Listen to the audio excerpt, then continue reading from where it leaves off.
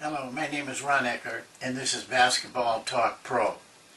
This is the second of our 7 days, straight days, of dealing with the qualities of a coach, basketball coach in our case, but really any coach.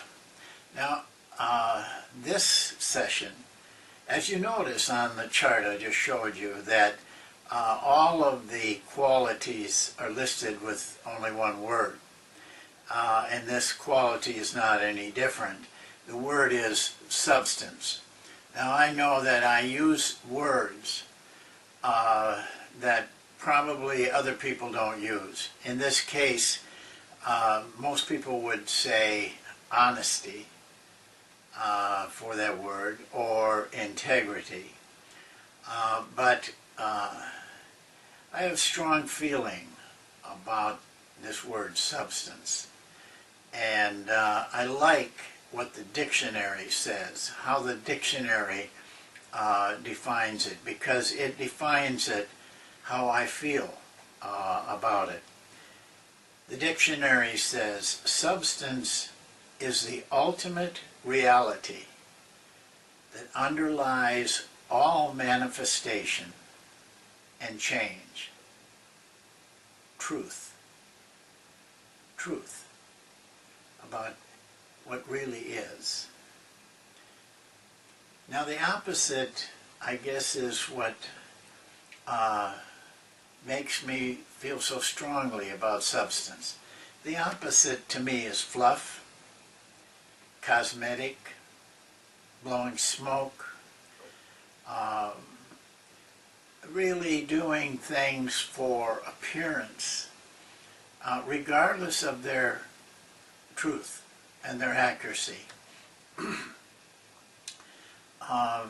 Very easy for people to do. In fact, I'm not sure people even know what they're doing. It's just become a part of their life. Making an appearance, truthful or not, but mostly not, is more important to them and has become a part of their personality. But it's very dangerous. To me, it's an insult to the players. But more important even than that is that it deprives them of the truth. It debilitates their progress, both as a basketball player and as a person. And it personifies a way of life that our players shouldn't be exposed to, that they shouldn't. They should be learning the true things, the real things, the ultimate reality of things. It borders on falsity in my mind. Now, when does it occur? Well, when you fake things to look good,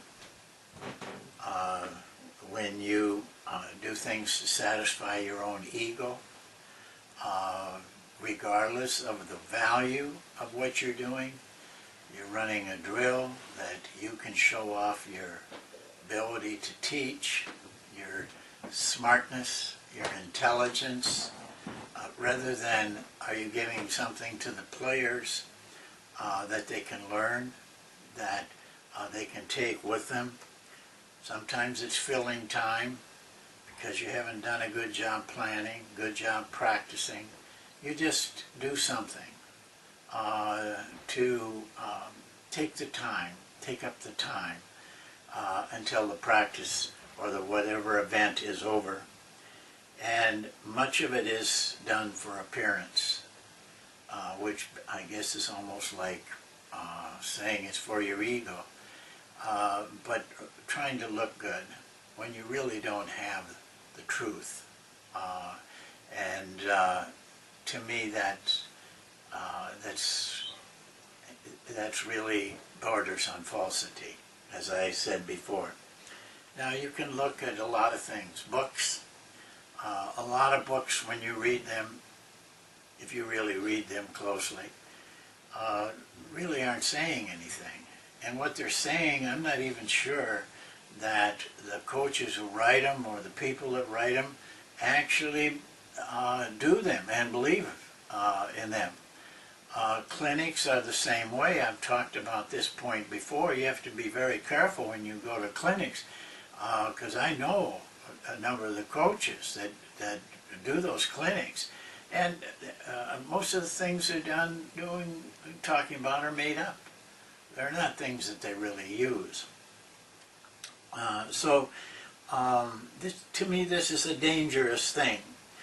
I'd like to draw your attention to one man in coaching history, not a basketball coach. And I want to make a point about that. If you're really serious about this business, you can learn a lot outside of just basketball. I read a lot of business books. I read a lot of motivational books. I study people that are in different walks of the life, walks of the world. Biographies. You learn a lot about what. Read Abraham Lincoln's life, and you'll learn a lot about substance. But one man in the coaching world that I want to draw your attention to is Vince Lombardi. He was the coach of the Green Bay Packers.